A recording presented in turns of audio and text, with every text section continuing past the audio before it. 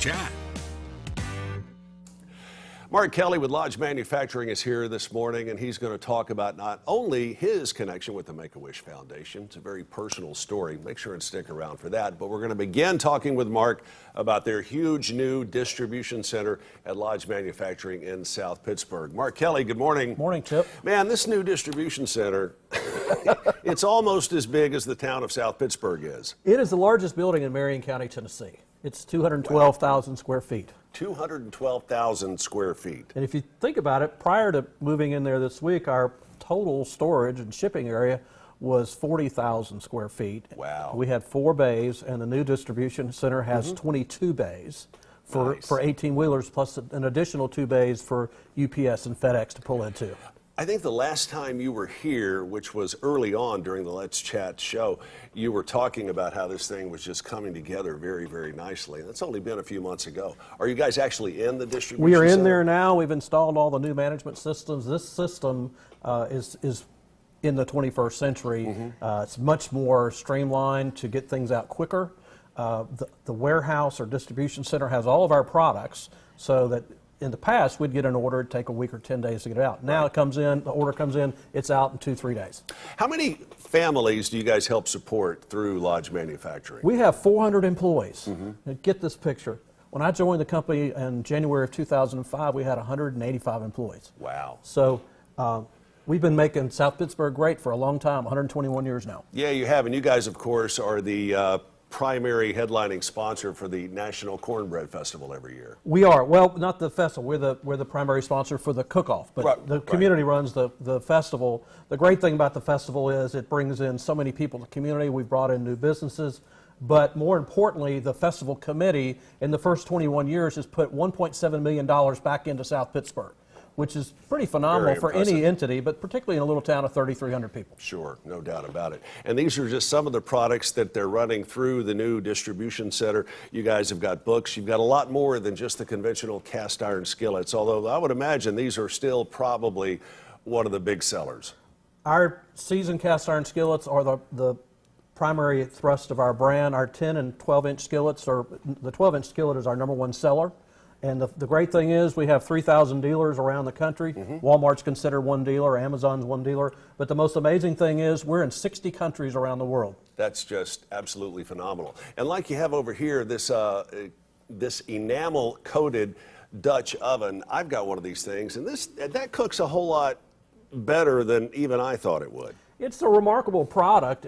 We came in with that in 2003. Right. The great thing about it is you can marinate with it, and then you can prepare with it. It's primarily soup and stew-driven line, but you can deep fry if you want to. You can make soufflés. The wonderful thing about it is it's relatively easy cleanup, and it certainly is a pretty serving pot. All right. We're going to shift gears here a moment. I've known for a number of years that you had a very personal connection with the Make-A-Wish Foundation because of this good-looking young man right here. Tell me this story. Benjamin Hayes was my son. He contracted leukemia in the fall of 1997, was very sick, and quite frankly, during that holiday season, we thought he'd pass away. We were granted the opportunity to have a Make-A-Wish trip, and Benjamin was a very spiritual child, but also into lots of fantasy things. So imagine this, the trip was to Orlando and Disney World. Wow. This picture was at King Henry's Castle. And one of the things he wanted to do was have a dinner with knights in shining armor. It was a great event. Here's another picture of Benjamin, and sadly, this was on his last birthday, correct? That was in February of 1999. He was in remission, was doing extremely well. He was in remission for 8 months, and then in late September of 99, he relapsed, and he passed away on October 26th. Tell me the importance that the Make-A-Wish Foundation did as it pertained to you and your family. You know, the thing that a lot of people don't understand is even if a child passes away, Make-A-Wish is an amazing process because it gives the family hope. Right. Benjamin was really sick at that time, and it was an amazing 5 days, and it took a while, but when he got to remission, it was because of that. It just, his whole persona changed. He was excited, he was proud of himself, And they do some things at the different parks, but particularly at Disney World. They have the kids volunteer to help protect Peter Pan from Captain Hook. Right. Things like that. They have Peter Pan help the kids rub Aladdin's lamp, things like that, and just injects this spirit among them that some kids, they actually recover and go into full-time remission. For him, it was 18 months, or after that he lived, and there's no question in my mind that the Make-A-Wish trip made that happen. Wow. You think that extended his life? Without question. I mean, it was immediate change. He was being homeschooled. The teachers would come over twice a week, but within 2 months he was able to go back to school, which was a miracle. And he was in school, and his teachers noticed a big difference. He was able to go through an entire day of school, whereas a year before he could sit and look at his computer for an hour and he'd have to take a 3-hour nap.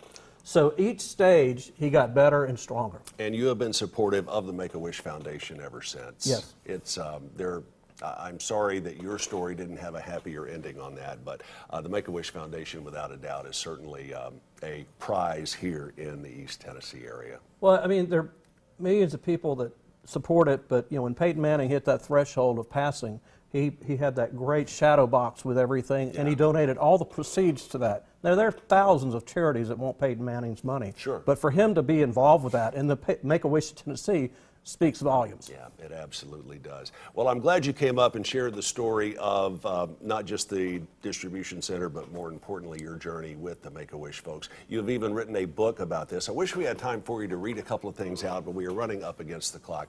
I would like for you to come back as we get towards the end of this and maybe share a little bit more of your story if you can do that. I would definitely enjoy it. All right, and you said that you had a little surprise for I have me, is that a right? $100 check for Make-A-Wish of East Tennessee. Oh, wow. So much. Let's give Mark a big round of applause. Thanks, brother. What a guy. Check them out, Lodge Manufacturing. You can find them online. And of course, if you would like to make a donation just like Mark did, please go to epb.com or through our website, wdef.com. Make sure you find my picture, make the donation there, and we will visit again with Mark Kelly coming up next week. We hope you'll stick around.